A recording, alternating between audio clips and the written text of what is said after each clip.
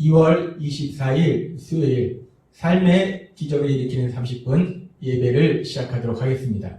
하나님께서 오늘 우리에게 주신 말씀은 고린도후서 3장 18절의 말씀입니다. 이 말씀 제가 봉독하도록 하겠습니다. 우리가 다 수건을 벗은 얼굴로 거울을 보는 것 같이 주의 영광을 보매 그와 같은 형상으로 변화하여 영광에서 영광에 이르니 곧 주의 영으로 말미암음이니라. 아멘. 오늘도 이 시간 하나님께서 우리에게 주신 말씀을 듣기 전에 잠시 기도하는 시간 갖도록 하겠습니다. 하나님 아버지 감사합니다. 오늘도 저희들을 사랑하셔서 우리 하나님 아버지를 만날 수 있는, 우리 하나님 아버지의 말씀을 들을 수 있는 예배의 자리로 인도해 주셔서 감사합니다. 아버지 하나님, 오늘 이 시간 하나님께서 말씀하실 때 우리의 영의 길을 열어주셔서 그 말씀이 들려지게 하시고 우리 마음의 문을 열어주셔서 그 말씀이 믿어지게 하셔서 믿음을 통해서 이 땅 가운데 하나님 행하신 놀라운 역사들을 체험하며 하나님의 크신 영광을 나타내는 신나는 삶을 사는 저희 모두가 될 수 있도록 은혜 베풀어 주옵소서. 예수님의 이름으로 감사하며 기도드리옵나이다. 아멘. 하나님께서는 저희에게 말씀하셨습니다. 하나님께서 고린도서 5장 17절 말씀 현대인 성경으로 이렇게 현대어 성경으로 말씀하셨습니다. 누구든지 그리스도 안에 있으면 새 사람이 됩니다. 더 이상 전과 같은 인간이 아닙니다. 새로운 인생이 시작되는 것입니다. 아멘.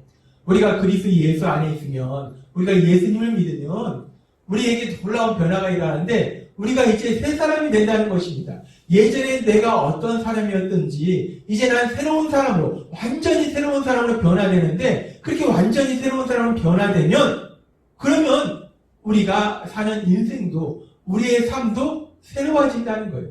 그래서 예전에 내가 어떤 삶을 살았던지 이제 새로운 삶을 살게 된다라고 말씀하십니다. 예수님을 믿으면 우리가 이전과는 다른 완전히 새로운 삶을 살게 될 걸 믿습니다. 우리가 그렇게 예수님을 믿음으로 새로운 삶을 살게 될 때, 그러면 새로운 삶이 예전의 삶과 뭐가 그렇게 다를까? 엄청난 차이가 있는데, 새로운 삶은 이제 우리가 예수님을 믿을 때 하나님이신 성령님이 우리에게 오십니다. 그래서 새로운 삶은 그 성령 하나님이 우리를 인도하시고 도와주시는 삶을 산다는 거예요. 우리가 예전에는 내 생각과 내 능력과 내 힘으로 살았습니다. 그런데 새로운 삶은 이제 성령님의 인도하심과 도우심으로 삽니다. 아는 것보다 모르는 것이 더 많은 내 생각으로 살았었는데 이제는 모든 것을 아시는, 완전히 반대로 모든 것을 아시는 그 성령님의 인도하심으로 산다는 거예요. 할 수 있는 것보다 할 수 없는 것이 더 많은 무능한 내 능력과 내 힘으로 살았는데 이제는 모든 것을 하실 수 있는 그 성령 하나님의 도우심으로 이 세상을 산다는 것입니다. 얼마나 신나고 얼마나 감사한 말씀인지, 내 연약한 지식이나 내 능력이 아니라 모든 것을 하시고 모든 것을 할 수 있는 그 하나님, 그 성령 하나님의 인도하심과 도우심으로 산다. 정말 너무나 신나는 말씀입니다. 하나님께서 우리에게 이렇게 놀라운 말씀을 주시고 말씀을 주실 뿐만 아니라 이런 놀라운 삶을 살게 하시는데, 그럼 우리가 그렇게 성령님이 함께 하셔서 우리를 인도하시고 도와주실 때 이제 그런 새로운 삶이 어떤 삶인가? 성령님은 우리를 어디로 인도하시고 구체적으로 무엇을 도와주시는가? 오늘은 이 부분에 대해서 하나님께서 우리에게 말씀해 주십니다. 성령님이 우리와 함께 하실 때 우리를 어디로 인도하시는가? 사도행전 1장 8절에 보면 이렇게 말씀하십니다. 성령이 너에게 임하시면 너희가 권능을 받고 예루살렘과 온 유대와 사마리아와 땅끝까지 이르러 내 증인이 되리라 하시니라. 성령이 너에게 임하시면 너희가 권능을 받고, 우리가 예수님을 구주와 주님으로 고백하면 우리에게 성령님이 임하시는데, 우리와 함께 하시는데, 그러면 우리가 권능을 받는다라고 말씀하십니다. 여기서 권능이라는 말씀은 원어적인 표현으로 보면 헬라어로 디나미스라는 단어를 사용하는데, 이 디나미스는 능력 또는 힘이라는 의미를 가지고 있습니다. 따라서 권능을 받고, 이 말씀을 조금 더 쉽게 표현하면 능력을 받고 라는 말씀입니다. 우리가 좋아하는 능력, 우리가 성령님이 우리에게 오시면 우리에게 능력을 주신다라고 말씀하신다는 거예요. 이 말씀 그대로 사도행전 2장에 보면 오순절 마가의 다락방 사건을 통해서 성령님이 예수님을 믿는 제자들에게 임합니다. 그러면서 그 성령님이 임하시니까, 성령님이 함께 하시니까 그 제자들에게 능력이 생깁니다. 능력이 나타납니다. 그래서 바로 사도행전 3장에 보면 베드로 사도가 태어나면부터 걷지 못했던 사람을 치료하는 놀라운 기적을 일으킵니다. 또한 사도행전 9장에 보면 베드로 사도를 통해서 요파 지역에서 죽었던 다비드라는 여인이 다시 살아난 놀라운 기적이 일어납니다. 이 성령님이 함께 하시니까 엄청난 능력이, 기적이 일어나는 것을 우리는 성경을 통해서 볼 수 있습니다. 뿐만 아니라 고린도전서 12장에는 성령님이 우리에게 임하실 때 우리에게 은사를 주시는데 그 은사에 대해서 말씀하십니다. 고린도전서 12장 9절과 10절 말씀. 다른 사람에게는 같은 성령으로 믿음을, 어떤 사람에게는 한 성령으로 병 고치는 은사를, 어떤 사람에게는 능력 행함을, 어떤 사람에게는 예언함을, 어떤 사람에게는 영들 분별함을, 다른 사람에게는 각종 방언 말함을, 어떤 사람에게는 방언을 통역함을 주시나니 라고 말씀합니다. 성령님이 임하시니까 그 성령님이 우리에게 은사를 주시니까 어떤 사람은 병을 고치는 은사를 받고, 어떤 사람은 능력을 행하는 은사를 받고, 어떤 사람은 방언을 행하는 은사를 받고, 어떤 사람은 방언을 또 통역하는 은사를 받고, 이런 놀라운 역사들이 일어난다는 것입니다. 기적이 일어난다는 거예요. 물론 하나님께서 성경에 기록하신 말씀대로 성령님이 모든 것을 하실 수 있는 그 성령님이 믿음의 사람에게 임하면 이 성경에 기록된 이런 놀라운 역사들이 일어날 수 있습니다. 근데 우리가 여기서 한 가지 오해하지 말아야 될 것은 이런 놀라운 능력들을 나타내는 것이 눈에 너무나 명확하게 보이고 놀랐기 때문에 우리가 성령님이 임하시면 성령님은 기적을 행하시는데 병도 고치시고 방언도 하게 하시고 예언도 하게 하시고 눈에 보이는 어떤 초자연적인 역사, 가시적인 그런 역사를 하시는 분이구나 라고 오해할 수가 있다는 겁니다. 물론 성령님은 하나님이시기 때문에 모든 것을 하실 수 있기 때문에 이런 놀라운 기적을 행하실 수 있지만, 그런데 하나님께서 구원받은 우리에게 성령님을 보내주셔서 영원히 함께하게 하실 때 그 성령님이 하시는 진짜 중요한 일들이 있다는 거예요. 물론 이런 기적도 행하시지만 그것보다 더 중요한 성령님이 하시는 가장 중요한 그런 사역들이 있다는 겁니다. 성령님이 우리 삶 속에 무엇을 하실까? 우리를 어디로 인도하시고 무엇을 도와주신가? 오늘은 이 부분에 대해서 성경의 말씀을 통해서 하나님께서 정확하게 우리에게 말씀해 주십니다.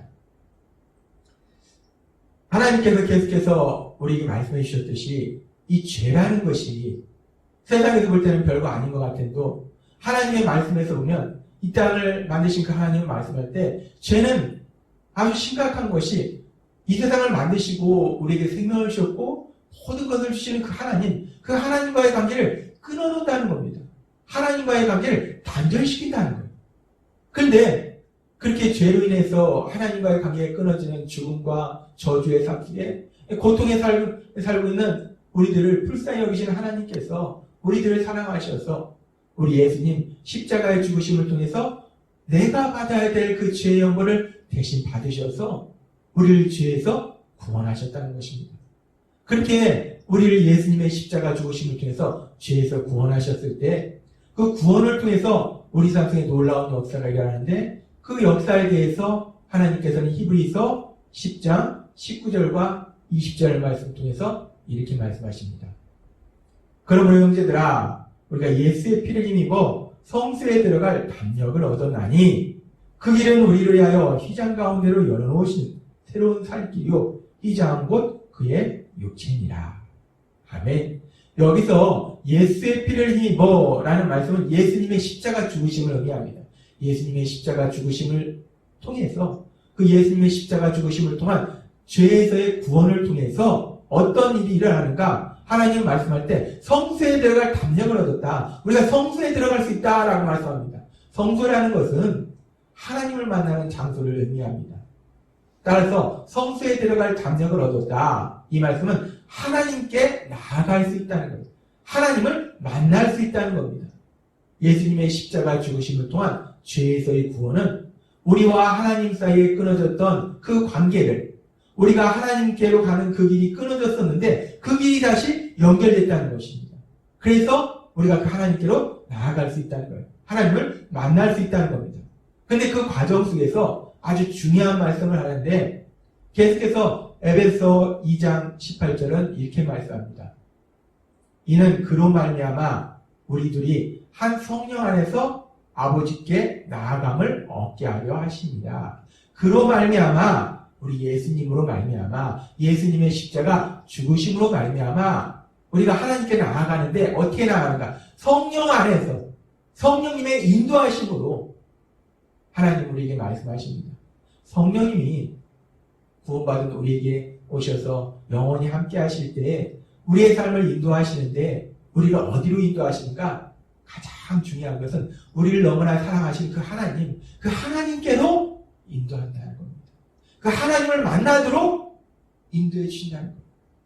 성령님이 오늘도 이 시간 우리를 그 하나님을 만나도록 인도하고 계시는 믿습니다. 성령님은 우리를 그렇게 하나님을 만나도록 인도하시는데, 우리가 그 하나님을 만납니다. 그런데 그 하나님은 우리가 알다시피 영이세요. 하나님은 우리 눈에 보이지도 않고 우리 손으로 만질 수도 없어요. 우리가 그 하나님을 어떻게 만나는가? 우리는 이 부분에 대해서 의문이 생길 수 있어요. 하나님은 이 부분에 대해서 또 명확하게 우리에게 말씀하실 때, 영이신 하나님, 우리 눈에 보이시지 않고 우리 손으로 만질 수 없는 그 하나님을 우리가 어떻게 만나는가? 요한복음 1장 1절은 이렇게 말씀합니다. 태초에 말씀이 계시니라. 이 말씀이 하나님과 함께 계셨으니 이 말씀은 곧 하나님이시니라. 아멘. 하나님은 눈에 보이지 않는 영이시고 하나님은 말씀이시다라고 말씀합니다. 그 말씀이 인간과 똑같은 육신이 입고 있다고 보신 분이 예수님이고, 그 하나님의 말씀을 기록한 것이 성경의 말씀이에요.